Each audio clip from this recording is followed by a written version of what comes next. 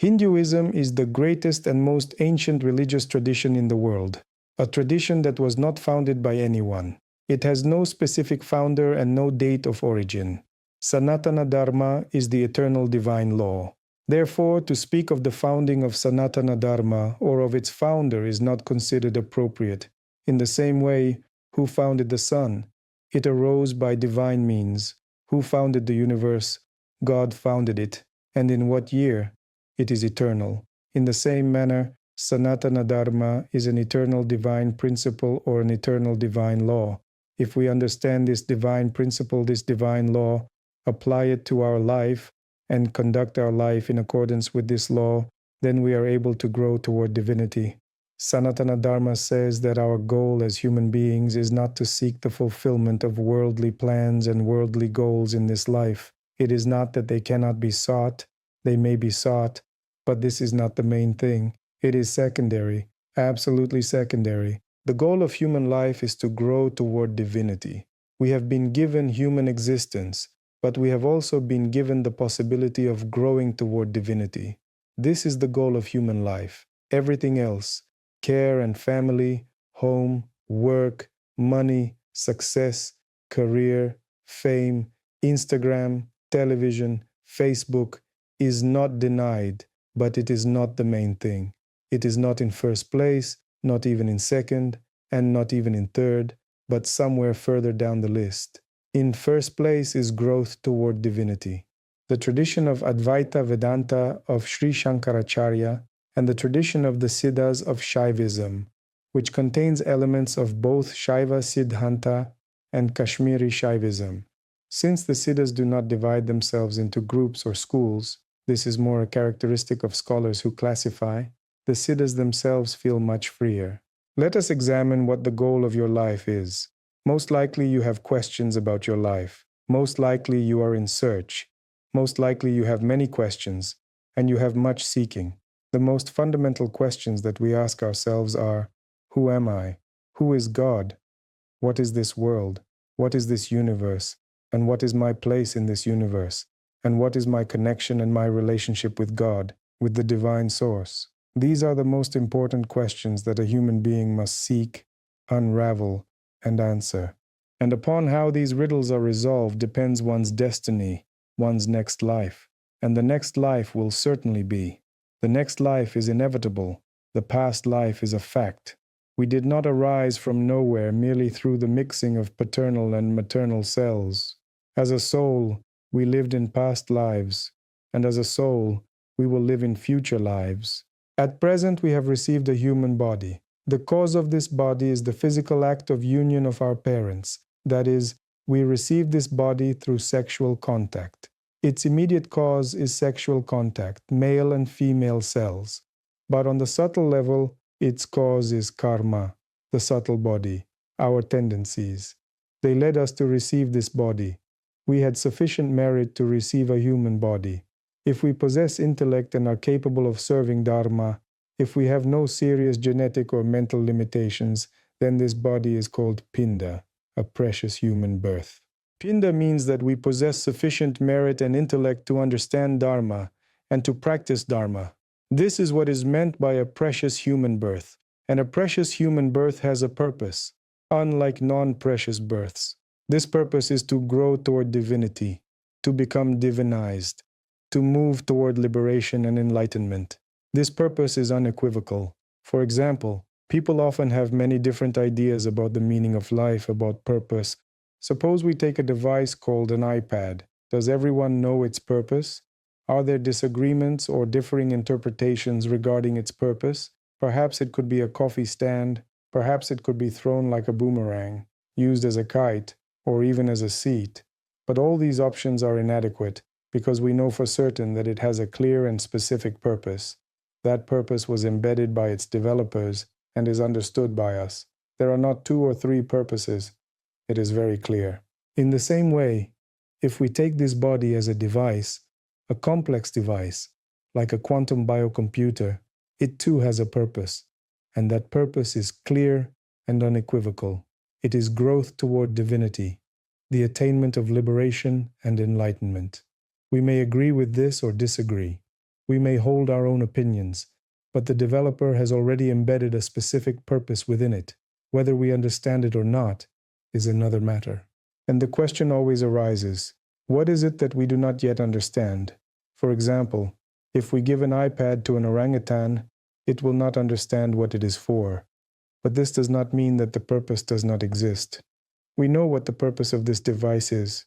Or if we give it to a small child who is not yet familiar with technology and its use, the child will also not understand. In the same way, our body is a device, and it has a purpose. This purpose is growth toward divinity, toward liberation and enlightenment. And spiritual search, the spiritual path, means recognizing one's purpose. There is a great deal of misunderstanding regarding purpose. Parental imprints, ancestral karma, society, culture, mass media, and the internet offer us many versions of our supposed purpose. It is believed that until the age of 7, a person exists as if in a hypnotic trance. The brain emits waves similar to a trance state. And until the age of 7, epigenetics tells us, all the basic mental patterns, templates, and goals are laid down and absorbed by the child. And throughout life thereafter, the person enacts the program that was embedded before the age of 7. That is, we are now enacting the program that was installed in us by that age. Society and upbringing have an enormous influence on us. If not for parents and society, who would we be? Perhaps like Mowgli, unable to read or write, unable to speak a language. Society exerts a tremendous influence on the soul. Reflexes are formed, cognitive blocks, the mental apparatus, motor skills. All of this is implanted in us. Society, parents, and the community have made a great contribution. For this, we can be grateful. But at the same time, through this contribution, we have become conditioned. We have been conditioned by it. This program, this social mental firmware, continues to determine our entire life. We grew up, we developed, we detached ourselves from the subtle body, from intuition, we entered the social template and began to move further along the well-worn track. And what does the social template say? Be successful, be rich, be beautiful, be healthy, be young, be. And we move along this track. And what awaits us on this track? Old age, then retirement and death. This is a logical social template, and if we do nothing, this is exactly how it will be. We will all move along this template because the cause has been laid, a certain program has been embedded. But Sanatana Dharma says that you are not obliged to follow this template. There are 4 paths of life. They are called kama, artha, dharma, and moksha. You may follow the path of sensual pleasures and the joy of life. This is kama, deriving enjoyment from life. You may follow the path of material prosperity, attempting to bring material energy under a degree of control, becoming more successful, more wealthy, growing through material success and material energy. This is called artha, material prosperity. But if you are wiser, you may realize yourself in dharma. Dharma means that you understand the divine principles of the cosmos. You purify yourself, practice rituals, mantras, worship. You worship the gods, establish connections with the divine worlds. You prepare yourself for a favorable destiny in the next life. This is dharma. Dharma means being slightly wiser, reflecting on the next life, and preparing good roles, good participations in the next life. And in order for a birth to be better than the present one must strive to purify oneself, follow vows, principles, commandments, recite mantras, invoke the gods, develop oneself, and grow toward the divine. This is dharma. Dharma means perceiving the divine laws of the cosmos, discerning the divine will, studying sacred texts, and carefully following them. Finally, Sanatana Dharma says that there is a 4th principle called moksha, and that all 3 previous ones exist only so that the wisest may become capable of realizing moksha.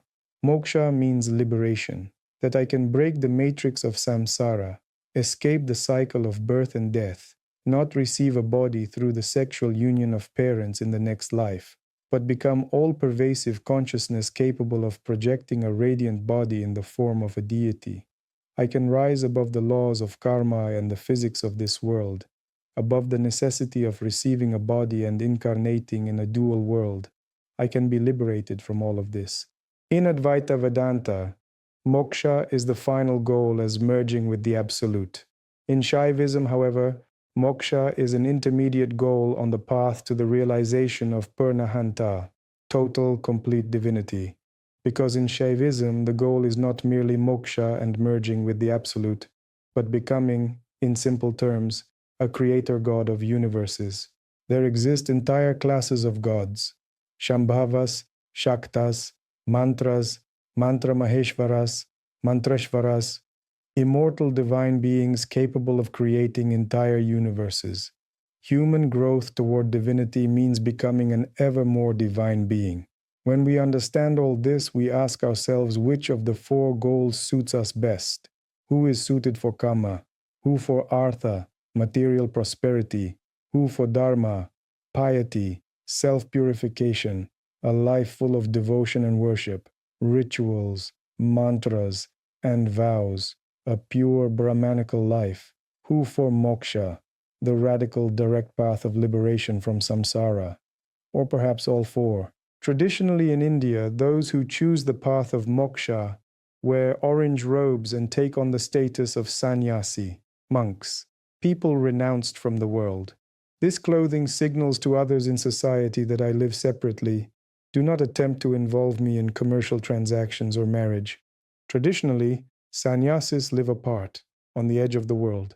They are ascetics, monks, belonging to another realm. This is sannyasa.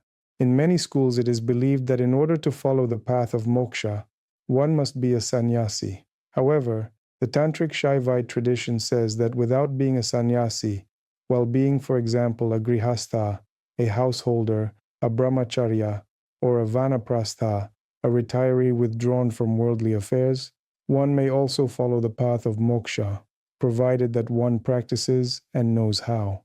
As it is said, it is not the status that adorns the person, but the person who adorns the status, provided that one practices. And when a person gives rise to the aspiration for moksha, for liberation, that person strives to become a sadhu.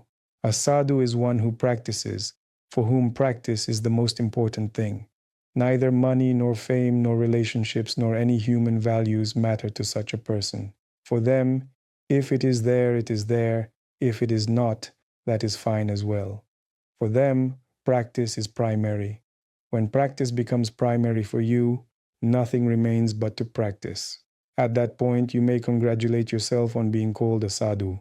Such a person has generated intention and willpower to attain liberation, preferably in this life. But if not in this life, then perhaps at the moment of death or in the next life, but somewhere nearby, in close proximity.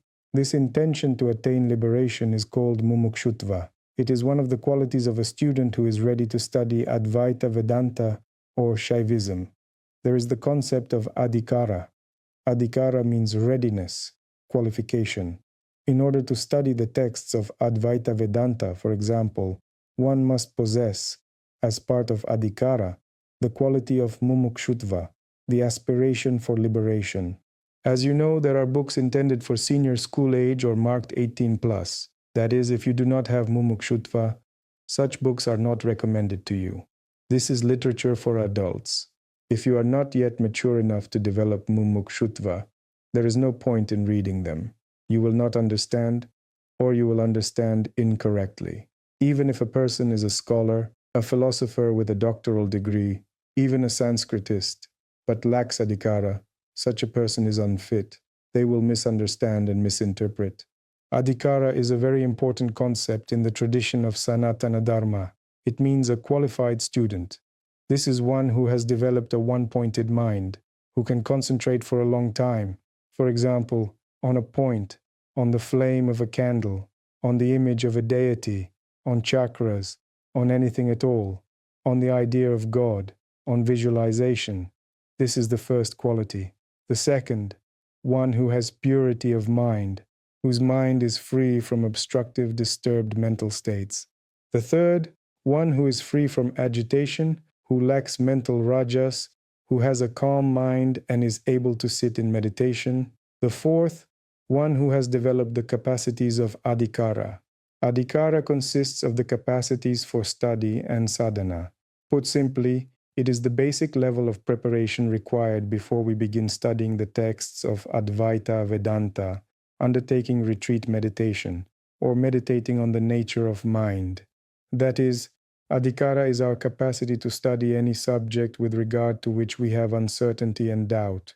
It is the foundation of any scientific inquiry in the tradition of Hinduism, and of spiritual inquiry as well. For example, we may have doubts regarding God, regarding the self, regarding the world and the universe, but we can remove these doubts and attain correct, deep understanding through practice if we possess Adhikara. If we lack the qualification to study something, the process will be unsuccessful.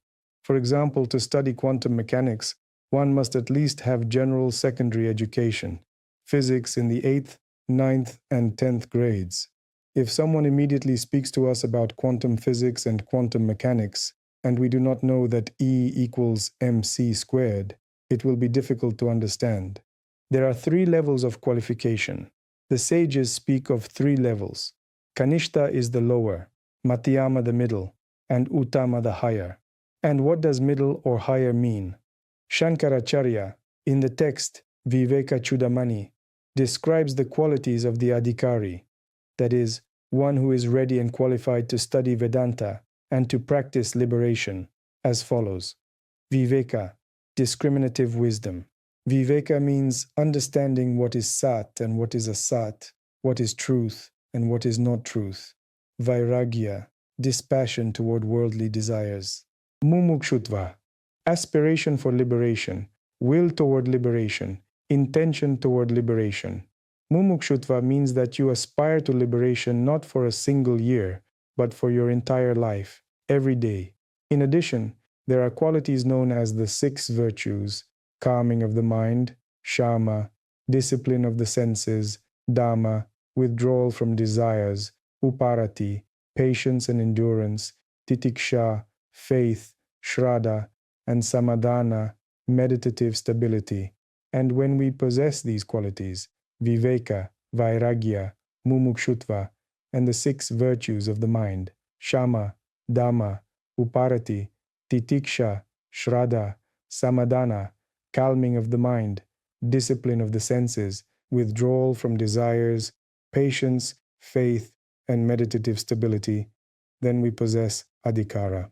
Therefore, in the tradition of Advaita Vedanta, a student often practices preparatory disciplines, cultivates Adhikara, readiness, and develops these qualities in order to be prepared to follow the path of liberation. And when these qualities mature, such a person is considered ready, sufficiently prepared to study the texts of Advaita, to practice meditation, the path of liberation, and to perform advanced practices. If we choose the path of liberation, we must be ready to meet face to face with truth, with the Absolute. Such a meeting requires great maturity, non-attachment, and preparation. It is precisely for this purpose that ashrams, gurus, diksha, the system of training sannyasis, and the system of training householders exist. All of this constitutes a serious and profound spiritual tradition within Sanatana Dharma.